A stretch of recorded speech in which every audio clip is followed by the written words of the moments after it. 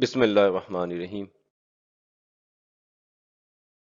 حضرت ابراہیم علیہ السلام کی تین بیویاں تھیں، حضرت سارہ علیہ السلام، حضرت ہاجرہ علیہ السلام اور حضرت کیتورہ علیہ السلام۔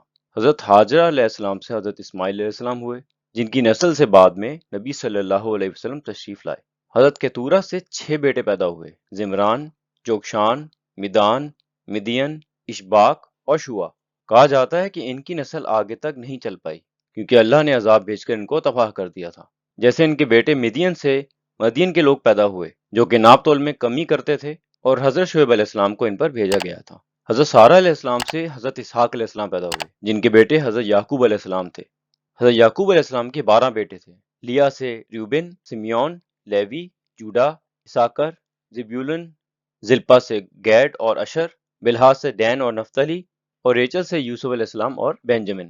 یہ حضرت یعقوب علیہ السلام ہی ہیں جن کو اسرائیل کہا جاتا ہے، اور ان کی اولاد کو بنی اسرائیل یعنی اسرائیل کی اولاد، یعنی یہ جو 12 بیٹوں کی اولاد ہیں یہ بنی اسرائیل کہلاتی ہیں۔ اب سوال یہ پیدا ہوتا ہے کہ یہودی کون ہے؟ یہ جو لیا کا بیٹا جوڈا ہے، اس کا نام ہیبرو یعنی عبرانی زبان میں یہودا تھا۔ اس کی اولاد کو یہودی کہتے ہیں، اور ان کے مذہب کو یہودیت یا انگلش میں جوڈا سے جوڈائزم کہتے ہیں۔ یہ یہودی لوگ باقی بنی اسرائیل سے زیادہ کیوں مشہور ہیں، یہ میں بتاتا ہوں۔ حضرت موسیٰ علیہ السلام کے بعد بنی اسرائیل کے 12 قبیلے عرب کے ان علاقوں میں جو کہ فلسطین، شام وغیرہ کا حصہ ہیں بس گئے۔ 12 قبیلوں اور 12 بیٹوں کے نام میں تھوڑا سا فرق ہے، وہ یہ ہے کہ لیوی کے نام کا کوئی قبیلہ نہیں تھا، اور یوسف علیہ السلام کے نام کے بجائے ان کی اولاد سے 2 بیٹے افریم اور مناسے کے نام پر قبیلے تھے۔ باقی 10 قبیلے یعقوب علیہ السلام کے 10 بیٹوں کے نام پر ہی تھے۔ بعد میں انہوں نے حضرت سلیمان علیہ السلام کے زمانے میں ایک بڑا امپائر اسرائیل بنایا، جس کو آج یونائٹڈ منارکی کہتے ہیں۔ حضرت سلیمان علیہ السلام کے بعد بنی اسرائیل میں پھوٹ پڑ گئی، اور یہ امپائر 2 حصوں میں بٹ گیا۔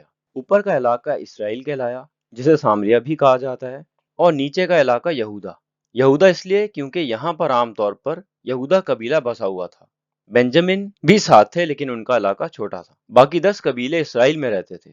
اسرائیل اور یہودا آپس میں لڑتے بھی تھے اور ایک دوسرے کے دشمنوں کی مدد بھی کیا کرتے تھے۔ اسی وجہ سے 722 قبل مسیح میں آسیریا کے لوگوں نے اسرائیل پر قبضہ کر کے وہاں سے 10 قبیلوں کو بے دخل کر دیا۔ یہ 10 قبیلے کہاں گئے اور ان کا پاکستان، افغانستان اور ایران سے کیا تعلق ہے، اور یہودی ان سے کیوں ڈرتے ہیں، آئندہ آنے والی ویڈیوز میں انشاءاللہ بتاؤں گا۔ خیر، اب صرف یہودا رہ گیا۔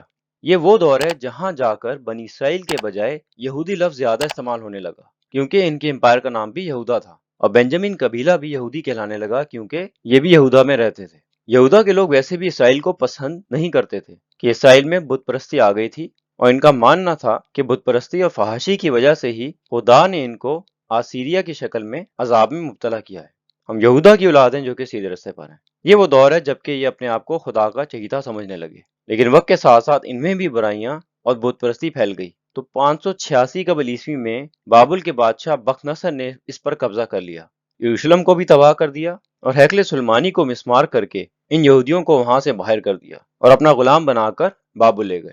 یہ وہی ہیکل سلیمانی ہے جس کو یہ پھر سے بنانا چاہتے ہیں، اور یہ تب تک نہیں بن سکتا جب تک کہ یہ مسجد اقصیٰ کو پوری طرح سے تباہ نہ کر دیں، کیونکہ مسجد اقصیٰ کا پورا علاقہ ہی وہ علاقہ ہے جس پر یہ ہیکل سلیمانی بنا ہوا تھا۔ اب نہ اسرائیل رہا نہ یہودا، اور یہ خود بابل کے لوگوں کے غلام بن کر رہ گئے۔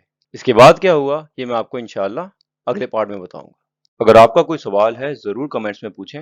ویڈیو پسند آئی ہے تو دوسروں سے ضرور شیئر کریں تاکہ وہ بھی اس سے فائدہ اٹھا سکیں، اور چینل کو سبسکرائب کرنا نہ بھولیں۔ اللہ تعالیٰ ہم سب کے علم میں اضافہ فرمائے۔ ربی زدنی علما۔